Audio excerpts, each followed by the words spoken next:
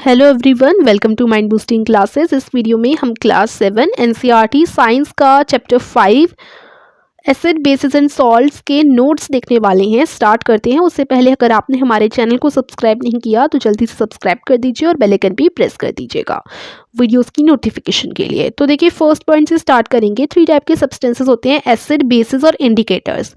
हम ये पूरा चैप्टर समझ चुके हैं। मैंने इसकी एक्सप्लेनेशन वीडियो की लिंक डिस्क्रिप्शन में दे दी है और इसके क्वेश्चन आंसर्स भी मैं करवा चुकी हूँ। तो अगर आपको वो देखनी है तो दोनों वीडियोज़ की लिंक डिस्क्रिप्शन में है। तो अब एसिड्स जो होते हैं सौर होते हैं टेस्ट में और वो करेसिव होते हैं नेचर में, और यही बोला गया है थर्ड पॉइंट में कि अगर स्किन पे गए तो वो बर्न्स को कॉज कर सकते हैं। थर्ड देखो, गुड कंडक्टर्स होते हैं इलेक्ट्रिसिटी के, क्योंकि वो अपने अंदर से इलेक्ट्रिक करंट को पास करने देते हैं। They are good conductor of electricity. यहाँ एसिड्स की बात हो रही है। अब एसिड्स में भी 4 टाइप के एसिड दे रखे हैं, mineral acid, organic acid, weak acid और स्ट्रॉन्ग एसिड। देखो, मिनरल एसिड क्या होते हैं? जो मिनरल से प्रेजेंट किए जाते हैं, अर्थ की क्रस्ट पे जितने भी मिनरल्स हैं उनसे जो प्रिपेयर किए जाएं, ठीक है, प्रिपेयर किए जाते हैं किससे? मिनरल से, जो कि अर्थ की क्रस्ट में प्रेजेंट है। ऑर्गेनिक एसिड ऐसे एसिड हैं जो प्लांट्स एंड एनिमल्स से प्रोड्यूस किए जाते हैं। इसका एक्सेप्शन है हाइड्रोक्लोरिक एसिड, उसमें ऐसा नहीं होता। वीक एसिड जो है, these do not dissociate completely in solution, example nitric acid, sulphuric acid. तो सल्फरिक और निट्रिक एसिड की जगह जो पूरे कंप्लीटली सॉल्यूशन में ना जाए या डिसोसिएट ना हो, वो हमारे वीक एसिड होते हैं। स्ट्रॉन्ग एसिड पूरे अच्छी तरीके से डिसोसिएट हो जाते हैं सॉल्यूशन में, जैसे टार्टरिक एसिड, लैक्टिक एसिड इसके एग्जाम्पल है।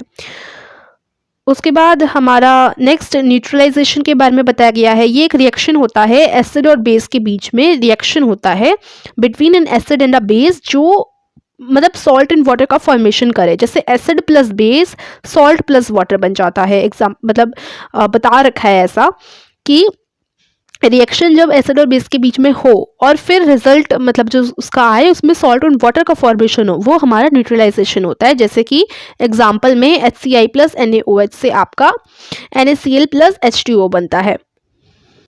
तो यही है हाइड्रोक्लोरिक एसिड और हमारा जो सोडियम हाइड्रोक्साइड है, उनके मिलने पर हमारा सोडियम क्लोराइड और H2O बनता है।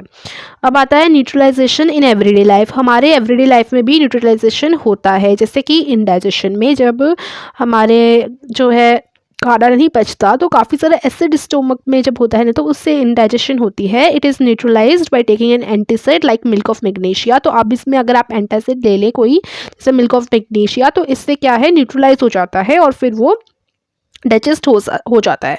आंट स्टिंग जैसे जब आंट जो है काट जाती है तो फॉर्मिक एसिड वो स्किन पे छोड़ के जाती है। ये जो है द इफेक्ट इज न्यूट्रलाइज्ड। अब इस इफेक्ट को आप न्यूट्रलाइज कैसे कर सकते हो? इस पे बेकिंग सोडा यानी जो सोडियम हाइड्रोजन कार्बोनेट है उसको आप लगा सकते हो, या कैलामाइन जिसमें जिंक कार्बोनेट होता है। फिर सॉइल ट्रीटमेंट, जब सॉइल ज़्यादा एसिडिक होती है तो उसमें हम क्विक लाइम यानी कैल्शियम ऑक्साइड या फिर स्लेक्ट लाइम जो है कैल्शियम हाइड्रोक्साइड, उसको डालकर न्यूट्रलाइज कर देते हैं। फिर ये चीज़ इंपॉर्टेंट है कि एसिड ब्लू लिटमस को रेड में टर्न करता है, बेसिस रेड लिटमस को ब्लू में। फिर जो सब्सटेंसेस हैं which are neither acidic nor basic are called neutral, और न्यूट्रल किनको बोला जाता है? ऐसे सब्सटेंसेस को जो ना ही एसिडिक होते हैं, ठीक है, ना ही वो बेसिक होते हैं, तो वो क्या होते हैं? न्यूट्रल होते हैं, ठीक है। फिर है solutions of substances that show different colour in acidic, basic and neutral solutions are called indicators. अब जिनसे हमें पता चलता है कि वो एसिडिक, बेसिक और न्यूट्रल तीनों के सॉल्यूशंस के लिए डिफरेंट कलर शो करते हैं, उन्हें इंडिकेटर्स कहते हैं। इनसे हमें पता चलता है कि कोई चीज़ एसिडिक है, बेसिक है, ठीक है। उसके बाद जो एसिड होता है, एसिड और बेस वो एक दूसरे को जो है न्यूट्रलाइज करके क्या बनाते हैं? सॉल्ट बनाते हैं। अब सॉल्ट एसिडिक भी हो सकता है, बेसिक भी होता है और न्यूट्रल भी होता है नेचर में, ठीक है। फिर हमारे बेसिस आते हैं। बेसिस, अभी हमने ये सारे एसिड्स की बात करी। अब बेसिस जो होते हैं वो एसिड क्या होते हैं? एसिड हमारे सौर होते थे, ठीक है, और जो हमारे बेसिस हैं वो होते हैं बिटर इन टेस्ट, ठीक है, और उन्हें टच करोगे तो वो सोपी होते हैं। 2 टाइप्स के बेसिस बता रखे हैं, वीक बेसिस, स्ट्रॉन्ग बेसिस।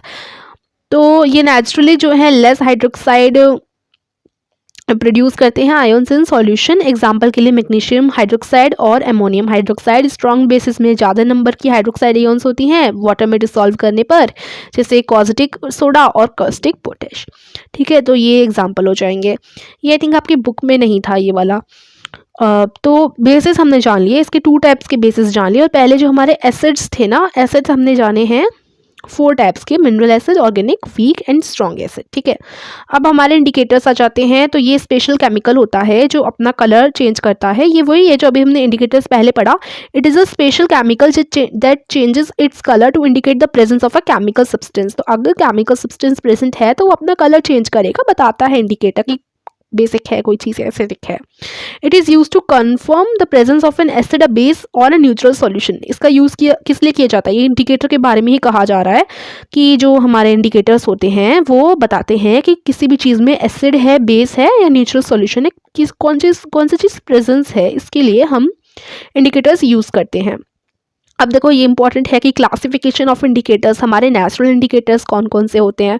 तो नेचुरल इंडिकेटर्स हमारे लिटमस हो गया, टर्मरिक हो गया, चाइना रोज़ और रेड कैबेज हो गया। ठीक है, रेड कैबेज भी आपकी बुक में नहीं था। ठीक है, आपके बुक में चाइना रोज़, टर्मरिक और लिटमस ही दे रखे थे। ठीक है, लिटमस देखो, लिटमस जो है लाइचन से एक्सट्रैक्ट किया जाता है और ये अवेलेबल होता है पेपर के फॉर्म में। ठीक है, या फिर सॉल्यूशन के फॉर्म में, दोनों फॉर्म में आपको ये अवेलेबल मिल जाएगा। टर्मरिक जो होता है येलो, यानी हल्दी हो गई तो ये येलो ही रहता है नेचुरल में और एसिडिक सॉल्यूशन में, लेकिन रेड जब ये होता है जब अलग सॉल्यूशंस होते हैं तब। चाइना रोज़ ये एसिडिक सॉल्यूशन को डार्क पिंक, यानी जो हमारा मैजेंटा कलर होता है उसमें चेंज करता है, और बेसिक सॉल्यूशन के लिए ग्रीन। तो उसके बाद हमारा रेड कैबेज आ जाता है, ये एसिडिक सॉल्यूशन को रेड और बेसिक सॉल्यूशन को ब्लू में बदलता है। जब एसिडिक सॉल्यूशन हो तो अपना कलर रेड में बदलेगा, बेसिक सॉल्यूशन है तो ब्लू में। दूसरे जो हमारे इंडिकेटर्स हैं, ये मेथिल ऑरेंज हो गया। तो फर्स्ट तो हमारा मेथिल ऑरेंज हो गया, सेकेंड हो गया फेनोल्फथैलीन। ठीक है, तो फेनोल्फथैलीन के बारे में तो हमने पढ़ा भी था। मिथाइल ऑरेंज क्या होता है, ये पिंकिश रेड कलर देता है एसिडिक सॉल्यूशन के साथ और येलो कलर देता है बेसिस के साथ। इंडिकेटर्स हैं ये सारे हमारे। फिर फेनोल्फथैलीन जो है ये एक एसिड बेस इंडिकेटर होता है। ये कलरलेस होता है एसिडिक सॉल्यूशन में, लेकिन पिंक कलर चेंज करता है बेसिक सॉल्यूशंस के लिए। ठीक है, तो ये सारे इसमें इंपॉर्टेंट जो चीज़ें थी चैप्टर में सब दे रखी हैं। इसमें बस हमारा एसिड और बेस के बारे में बताया गया था, सॉल्ट्स के बारे में। तो आई होप ये वीडियो से आपको इन्फॉर्मेशन मिली होगी, मतलब नॉलेज मिली होगी। और अगर वीडियो आपको पसंद आई हो, समझ आया हो, तो वीडियो को लाइक और चैनल को सब्सक्राइब करना मत भूलिएगा। Meet you soon in the next video. Till then take care and bye.